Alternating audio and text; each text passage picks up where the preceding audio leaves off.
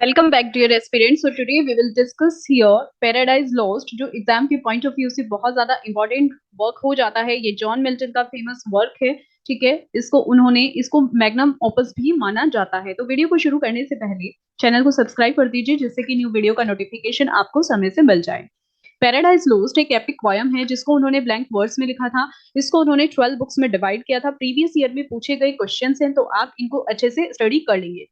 ये उनकी autobiography poem मानी जाती है। ठीक है, इसको उन्होंने स्टार्ट किया था 1658 में और ये 1665 में कंप्लीट हुई थी, और इसका जो पब्लिकेशन है वो 1667 में माना जाता है। इसको मिल्टन ने अपनी लाइफ के लास्ट फेज में लिखा था। इसमें 10 बुक्स हैं, जिसमें 10,000 से भी ज्यादा लाइन ऑफ वर्ड्स हैं। ये सेकेंड एडिशन इस बुक का 1674 में आया था, जिसको मिल्टन ने 12 बुक्स में अरेंज किया था। और जो बुक थी वो बुक 7 और बुक 10 में उन्होंने उसको डिवाइड किया था। Saturn paradise lost book first में एक हीरो है। क्वेश्चन बन सकता है या प्रीवियस ईयर में भी पूछा गया है कि बुक फर्स्ट में पैराडाइज लोस्ट का हीरो कौन है, तो सैटर्न। ठीक है, और इस बुक के में जो जॉन मिल्टन ने ग्रैंड स्टाइल यूज किया है उसको मैथ्यू अर्नोल्ड ने प्रेज किया है, यानी कि इसकी प्रशंसा की है। जॉन मिल्टन के ग्रैंड स्टाइल की मैथ्यू अर्नोल्ड ने प्रशंसा की है, तो आप इसको ध्यान रखिए। कैरेक्टर्स की बात करते हैं। सबसे पहला कैरेक्टर आता है सैटर्न, जो कि फॉलन एंजल्स का रूलर है और मास ऑफ कॉन्ट्रोडिक्शन है, यानी कि बहुत सारे विरोधाभास का एक समूह है। वो मैग्निफिशियंट यानी कि शानदार है, थॉटफुल है, सेंसिटिव है, ब्रिलियंटली इंटेलिजेंट है। फिर भी इतनी सारी क्वालिटीज होने के बाद भी वो करप्ट हो जाता है और बुराई का हाथ थाम लेता है। ठीक है। एडम एडम बहुत ज्यादा बुद्धिमान, stately, graceful and filled with genuine reverence of for God, यानी कि गॉड के प्रति बिल्कुल श्रद्धा रखने वाला है। अपने फाल से पहले वो बहुत ज्यादा इनोसेंट था, लेकिन जो ईव की ब्यूटी है वो उस पर आसक्त हो जाता है। ईव की ब्यूटी उस पर इफेक्ट डालती है। ईव कौन है? ईव एडम की स्पाउस है, जो कि एडम से ही बनी है, एडम की रिब से बनी है और उसी के लिए बनी है, जो कि बहुत ज्यादा ब्यूटीफुल है, लेकिन बुद्धिमानी में इंफीरियर है, एडम से बहुत ज्यादा कम है। और उसे अपनी ब्यूटी पर बहुत ज्यादा घमंड था, जिसकी वजह से वो जो मेन फोल्ड्स हैं वो कर बैठती है। ठीक है, फाल के बाद वो बहुत ज्यादा डेस्पेयर हो जाती है, निराशा से घिर जाती है और एडम के ऊपर डिपेंड हो जाती है अपने कंफर्ट के लिए। गॉड द फादर की बात करते हैं। Milton God is omniscient. Milton के जो गॉड हैं वो पावरफुल हैं, सर्वज्ञ हैं, सर्वशक्तिमान हैं, ओमनीपोटेंट एंड परफेक्ट हैं। वो जो एक पोर्ट्रेट वो तैयार करते हैं कि स्वर्ग के देवदूतों से घिरे हुए हैं। ठीक है, वहां पर एक प्रकाश चमकता रहता है और निरंतर वो उनकी प्रशंसा करते रहते हैं, गॉड की प्रशंसा करते रहते हैं। वहां पर वो उनके ओबीडियंस मानते हैं, दया भी है, generous, deep love for everything, मतलब हर एक चीज के लिए गहरा लव है। And everyone he has created particularly man, और हर एक चीज उन्होंने बनाई है स्पेशली मैन के लिए, मैन को ध्यान में रखकर। द सन की बात करते हैं। सन बिल्कुल फादर की तरह से है, एक डिवाइन एसेंस है और जो हमेशा माइंड में रहती है विद गॉड।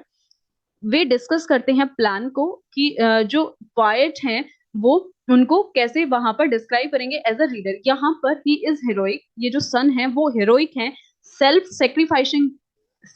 सेक्रीफाइसिंग है, वॉलंटियरिंग है to undergo death and suffering so that man can have eternal life. ठीक है, यानी कि ये यहाँ पर बलिदान देने वाले हैं और बिल्कुल दृढ़ इच्छा शक्ति से काम करने वाले हैं। सन किसके हैं? ये गॉड के। ठीक है, लाइक हिज फादर। वो अगर बैटल में है तो बहुत ज्यादा टेरिफाइंग है, यानी कि बहुत ही अक्षमता से युद्ध करते हैं। Effortlessly drive the rebel angels in the abyss during the war in heaven. Heaven में वो एक रेबल एंजल्स की तरह से वार करती हैं। ठीक है, बेल्जेबब की बात करते हैं। बेल्जेबब मेन कैरेक्टर है, सैटन्स का सेकंड इन कमांड है, यानी कि मेन जो उनका कमांडेंट है वो माना जाता है। ये पावरफुल एंजल था पहले। ऑफ ऑल सैटर्न्स लेफ्टिनेंट, सब सारे के सारे जितने भी सैटर्न के लेफ्टिनेंट है उनमें से ये इस तरह का कैरेक्टर है कि ये सबसे ज्यादा डीपली वहां पर थिंकिंग करता है, यानी कि गहरी सोच रखता है और इसीलिए ये चीफ है। मॉलक की बात करते हैं। ठीक है, ये एक मेन कैरेक्टर है सैटर्न का, मॉलक। ठीक है, इसके बारे में डिस्कस करते हैं। Moloch portrait as the simplest form. ठीक है, मॉलक एक सिंपलेस्ट फॉर्म में पोर्ट्रे है, यानी कि वो बहुत ज्यादा ब्रूटल, जैसे कि धूर्त बोला जाता है, और बिल्कुल ऐसे जैसे ब्लड थर्स्टी लोग होते हैं, जैसे रक्त पिपासु लोग होते हैं ऑफ द फॉलन एंजल्स। ठीक है, जो एंजल्स का फॉल हुआ है उनमें से वो गॉड की वर्शिप करता है। ठीक है, वो पूजा करता है, he is worshipped as a god, पूजा जाता है, और डिमांड में वो जो इन्फेंट्स होते हैं उनकी बलि की डिमांड रखता है। ठीक है, तो ये बहुत ही ज्यादा एक तरह से धूर्त आप इसको बोल सकते हैं। बेलियल की बात करते हैं, sly and eloquent demon and a persuasive speaker, यानी कि ये एक प्रेरक वक्ता है। परसुएसिव स्पीकर यानी कि इसको सुना जाता है, ठीक है। प्रेरक वक्ता इसको माना जाता है, किसको, बिलियल को। ये इंटेलिजेंट है लेकिन फिर भी जो है ये खुला चैलेंज देता है गॉड को, ठीक है। And instead advocates doing nothing, और इसके अलावा वो कुछ नहीं करता है, ठीक है, सिर्फ खुला चैलेंज देता है। मैमन, पर्सोनिफिकेशन ऑफ एवरिस, यानी कि लालच का प्रतीक यहाँ पर मैमन को माना गया है, ठीक है। मैमन का मतलब हिंदी में कुबेर होता है, ठीक है, तो इसको यहाँ पर लालच का प्रतीक माना गया है। और वो हेल में ही अपना जीवन बिता रहा है और उसे लगता है कि हेल भी ठीक है रहने की जगह, वहां पर ग्रेट क्वांटिटी ऑफ गोल्ड की माइन की जाती है, तो वो इस तरह से लालची एक कैरेक्टर वहां बनकर आता है, ठीक है। इसको मिल्टन ने लालची कैरेक्टर के रूप में दिखाया है। सिंस सैटर्न की डॉटर है जो कि उसके मस्तिष्क से आई है, first convince the idea of disobedience to God. Since बहुत ज्यादा ब्यूटीफुल थी पहले, लेकिन पोयम में टाइम के बीत जाने के बाद वो मॉन्स्टर बन जाती है, half women half serpent and hell hounds, इस तरह के वो वहां पर दिखाई देती है। डेथ की बात करते हैं, death dark and terrifying figure है, कॉन्स्टेंटली रेविलेंस फॉर स्लॉटर। ये डेथ जो है ना सिन का बेटा है, और ये ही क्या करता है, अपनी मदर सिन के साथ रेप करता है, जिससे कि बहुत सारे जो नर पिशाच वगैरह इस तरह के लोगों का जन्म होता है। द आर्क एंगल गैब्रियल की बात करते हैं, ये भी मेन कैरेक्टर है। गैब्रियल एक पावरफुल आर्क एंगल है, ठीक है। आर्क एंगल यानी कि सर्वशक्तिशाली एंजल है, ये अच्छा कैरेक्टर है। The second in command of heavens army, heaven army का सेकंड इन कमांड है। और सेकंड इन कमांड कौन है, बेल्जेबब। तो आप ध्यान रखेंगे, ये जो पोयम है इसमें biblical story of the fall of man की बताई गई है, जिसमें एडम एंड ईव का जो फॉल होता है बाय सैटन, ठीक है, जब उनका टेम्पटेशन होता है गार्डन ऑफ ईडन में, वो जो फॉरबिडन फ्रूट होता है उन्हें खाने के लिए मना कर दिया जाता है, लेकिन वो खा लेते हैं उसको। मिल्टन का पर्पस था यहाँ पर बुक फर्स्ट में, उन्होंने क्या पर्पस रखा है, justifies the ways of God to man, ठीक है। ये जो पोयम है ये फॉलो करती है एपिक ट्रेडिशन को of starting in medias res, यानी कि एपिक ट्रेडिशन क्या था, starting in medias is, epic कैसे लिखे जाते थे, वो बीच में से शुरू होते थे और जो पृष्ठभूमि थी वो बाद में आती थी, तो इसी चीज को ये फॉलो करता है पैराडाइज लोस्ट, इसीलिए ये एक एपिक है। कीट्स ने पैराडाइज लोस्ट को कंसिडर किया है ब्यूटीफुल एंड ग्रैंड क्यूरियोसिटी, लेकिन उनकी खुद की जो उन्होंने एपिक पोएट्री लिखनी चाहिए थी हाइपेरियन, वो अनफिनिश्ड रही, इससे वो अनसेटिस्फाई थी, ठीक है। और उन्होंने इसमें बहुत सारे मिल्टोनिक इन्वर्जन्स का यूज किया था। विलियम ब्लेक ने रिमार्क किया है पैराडाइज लोस्ट के बारे में, Milton was of the devil's party without knowing it, ठीक है। मिल्टन जो है वो बिना जाने डेविल पार्टी से थे, यानी कि वो सैटन वाली पार्टी से थे। पैराडाइज लोस्ट बुक फर्स्ट की समरी यहाँ से शुरू होती है।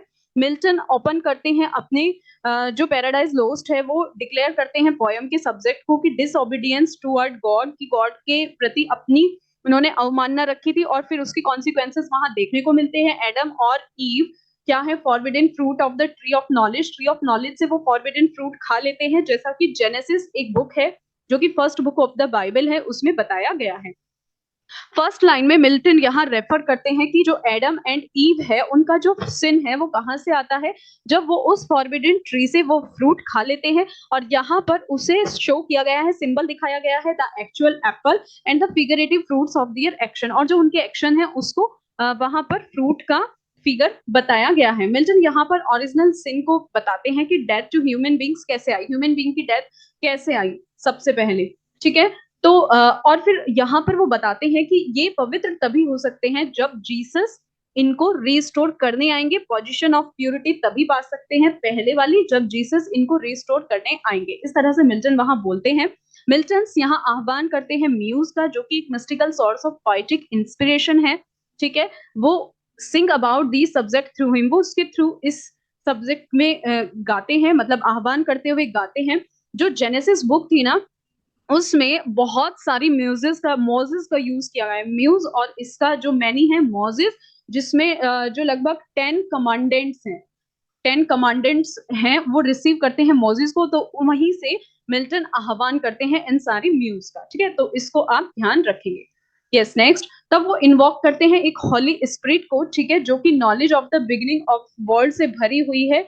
Because of the holy spirit universe the active force in creating the Milton speakers announced that he wants to be inspired, तब वो वहां पर इंस्पायर होते हैं और अनाउंस करते हैं कि जो वो नॉलेज है, sacred knowledge, he wants to show, वो उनके फेलो मैन में दिखे, और जो ह्यूमन काइंड के पाप के कारण जो डेथ के वो भागीदार बने हैं, was part of God's greater plan.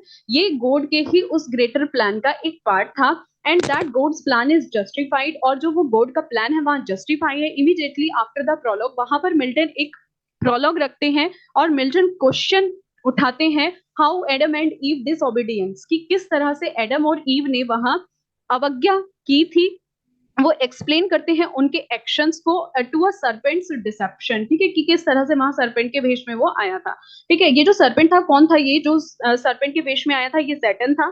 Poem यहाँ पर जुड़ जाती है किससे, हेल, फॉलोवर्स इन हेल से, ठीक है, जो हेल में फॉलोवर्स थे वहां पर, मीन्स ये जो सैटर्न है ना, ये आता है वेश चेंज करके आता है, ठीक है, और इनको उकसाता है, टेम्प्ट करता है, इनको उकसाता है कि तुम्हें ये फ्रूट मीन्स खा लेना चाहिए। They have just been cast after being defeated by God in heaven, ठीक है। इसी तरह से जो सैटर्न है lies stand beside his second in command Beelzebub in lake of fire, ठीक है। ये जो बेल्जेबब है ये सैटर्न का सेकंड इन कमांड है, और यहाँ सैटर्न है ये अपने जो कमांडर इन चीफ है इसके पास स्टंड है, यानी कि लेटा हुआ है। ओके,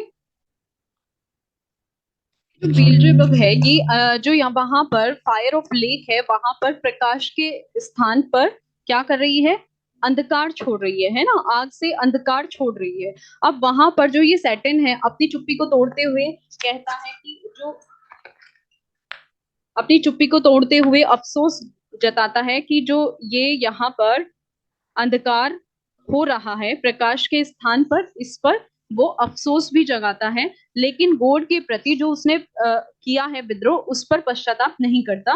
और फिर वो वहां ये सजेस्ट करता है कि वे एक और हमले के लिए अपनी सेना इकट्ठा कर रहे हैं। अब ये जो बेल्जेबब है इसको सस्पेक्ट है, यहाँ पर संदेह है। मिल्टन बताते हैं कि बेल्जेबब मानता है कि ईश्वर पर कभी भी हम काबू नहीं पा सकते हैं, ठीक है।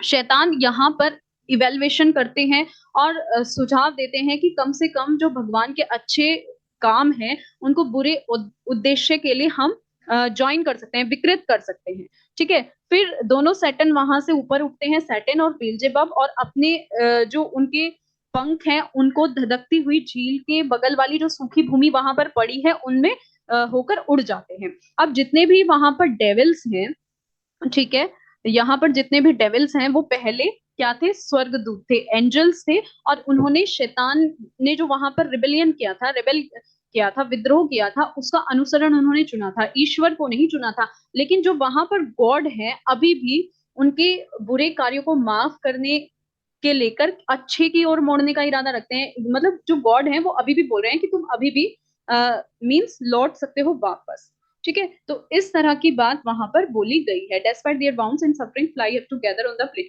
अब मिल्टन यहाँ पर लिस्ट करते हैं notable of the angels who name have been erased from the books of heaven, कि वो यहाँ पर बताते हैं कि जिनका नाम बुक्स ऑफ हेवन से मिटा दिया गया था, अभी भी देर नहीं हुई है, ठीक है, अभी भी उनके पास टाइम है कि वो डेविल्स को छोड़कर ईश्वर की पूजा करने लगे। अब यहाँ पर इन सबके बीच एक मौलिक है, ठीक है।